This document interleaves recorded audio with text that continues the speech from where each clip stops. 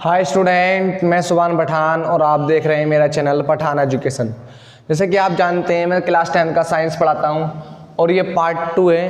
Part 1 में complete करा चुका हूं और हमारा चैप्टर चल रहा था चैप्टर नंबर 10 प्रकाश का परावर्तन और अपवर्तन। जो चैप्टर है उसका आज ये दूसरा वीडियो है। इसके पहले वाले वीडियो में मैं प्रकाश का परावर्तन कंप्लीट करा चुका हूँ। ओके, अगर वो वीडियो आपने नहीं देखी है तो वहाँ आप जाकर देख सकते हैं। आइए आज हम बात करेंगे गोलीय दर्पण। गोलीय दर्पण क्या होते हैं? वे दर्पण जिनका परावर्तक पृष्ठ जो होता है वो गोलीय होता है, गोलीय दर्पण कहलाते हैं। क्या कहलाते हैं? गोलीय दर्पण। अब गोलीय दर्पण कितने प्रकार के होते हैं? गोलीय दर्पण 2 प्रकार के होते हैं, एक तो अवतल दर्पण, एक उत्तल दर्पण। क्यों? क्योंकि गोलीय दर्पण देखो, एक दर्पण हो सकता है वो गोला मतलब गोलाकार का, तो या तो वो इस तरीके में मुड़ा हुआ हो सकता है या इस तरीके से मुड़ा हुआ हो सकता है। ठीक है, कोई अगर एक गोला है तो उसे अगर हम इधर से मिटा दें तो इस तरीके से एक दर्पण बनेगा, और अगर एक गोला है उसे इधर से मिटा दें तो एक इधर से बनेगा। इस तरीके से 2 आप क्या बना सकते हैं? दर्पण बना सकते हैं। इसी तरीके से इन्हें अलग अलग नाम भी दिया गया। क्या क्या नाम दिया गया? वे दर्पण जिसका ये वक्र सिरे जो होते हैं ना, ये अंदर की ओर मुड़े हुए होते हैं, उस दर्पण को क्या कहते हैं? अवतल दर्पण कहते हैं। क्या कहते हैं? अवतल दर्पण।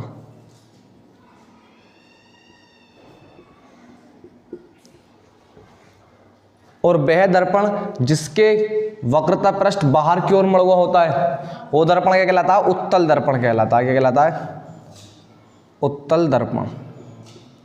तो अब हमने ये सीखा कि दर्पण 2 प्रकार के होते हैं, अवतल दर्पण और उत्तल दर्पण।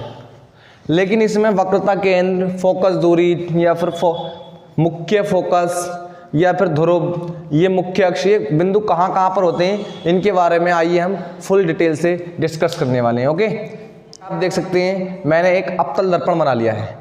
तो अवतल दर्पण का ये ध्रुव कहाँ पर होता है? किसी भी दर्पण का ध्रुव कहाँ पर होता है, चाहे उत्तल हो या अवतल। ठीक है, चाहे उत्तल हो या अवतल। ये कौन सा दर्पण है? ये उत्तल दर्पण है।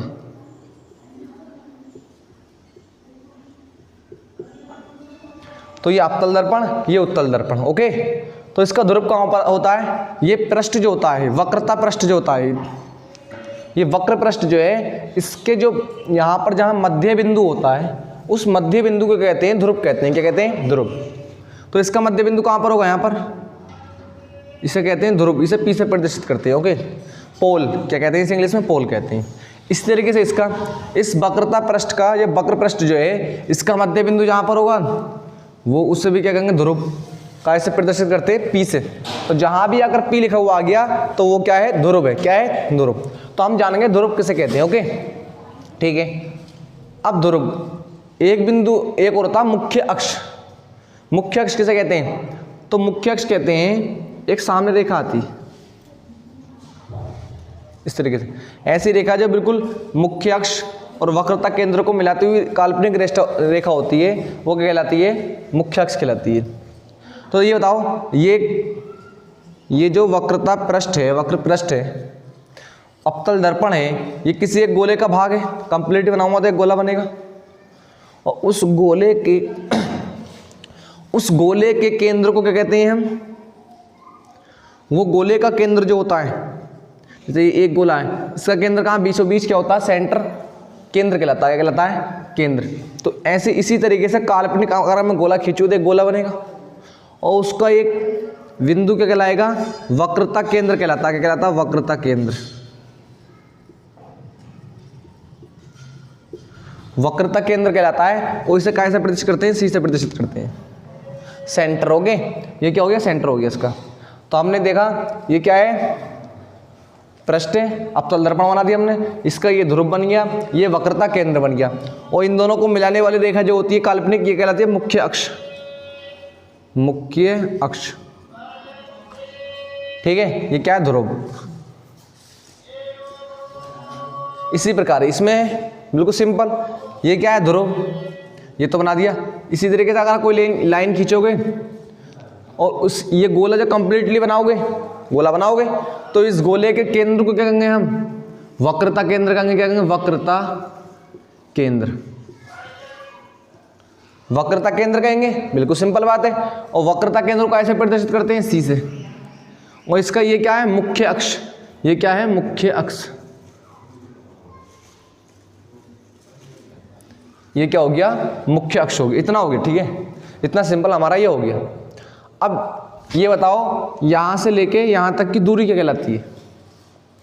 या वक्रता केंद्र और ध्रुव के बीच की दूरी को वक्रता त्रिज्या कहते हैं। क्या कहते हैं, वक्रता त्रिज्या। तो वक्रता केंद्र क्या होता है, देखो कोई गोला है, उसके केंद्र को कहते हैं वक्रता केंद्र कहते हैं।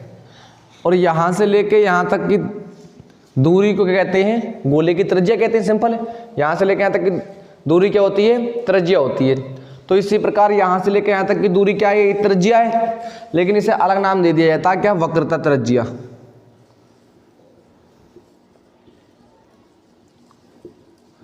और इसे काय से प्रदर्शित करते हैं, काय से दर्शाते हैं, आर से, कैपिटल आर से।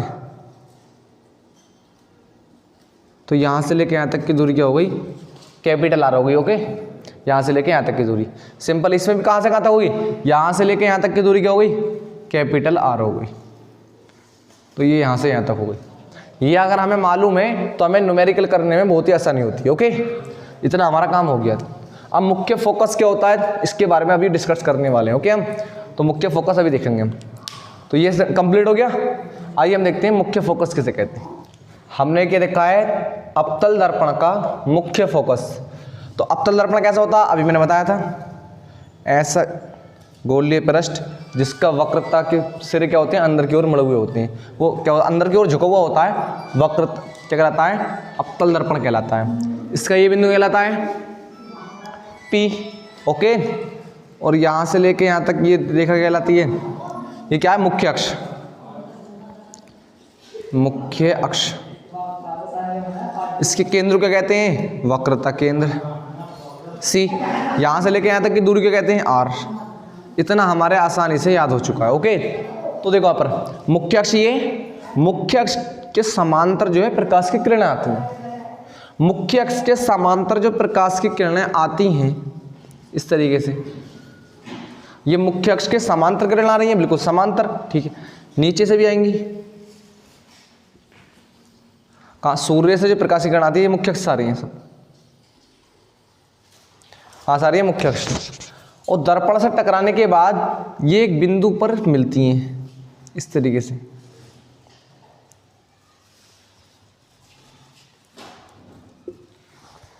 सब किरणें एक ही बिंदु पर मिलती हैं, केवल इसी बिंदु पर। और जिस बिंदु पर मिलती हैं उसी बिंदु को क्या कहते हैं, अवतल दर्पण का मुख्य फोकस कहते हैं। क्या कहते हैं, अवतल दर्पण का मुख्य फोकस। और इसे काय से प्रदर्शित करते हैं, कैपिटल F से। काय से, कैपिटल F से।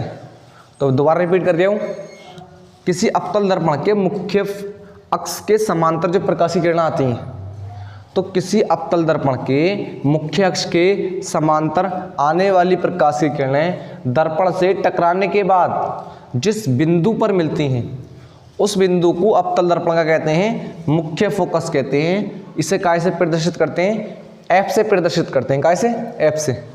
और मुख्य फोकस और ध्रुव, यहां से लेके यहां तक की दूरी को क्या कहते हैं, फोकस दूरी क्या कहते हैं, क्या कहते हैं, फोकस दूरी। इसे काय से प्रदर्शित करते हैं, स्मॉल f से। काय से, फोकस दूरी। काय से, कैपिटल। तो फोकस, मुख्य फोकस हो गया, यहां पर स्मॉल f से प्रदर्शित करते हैं फोकस दूरी को। कहां से कहां तक दूरी होती है, फोकस, मुख्य फोकस से और ध्रुव तक के बीच की दूरी को कहते हैं फोकस दूरी कहते हैं। इतना हो गया। इसी तरीके से आप अवतल दर्पण के लिए कर लें।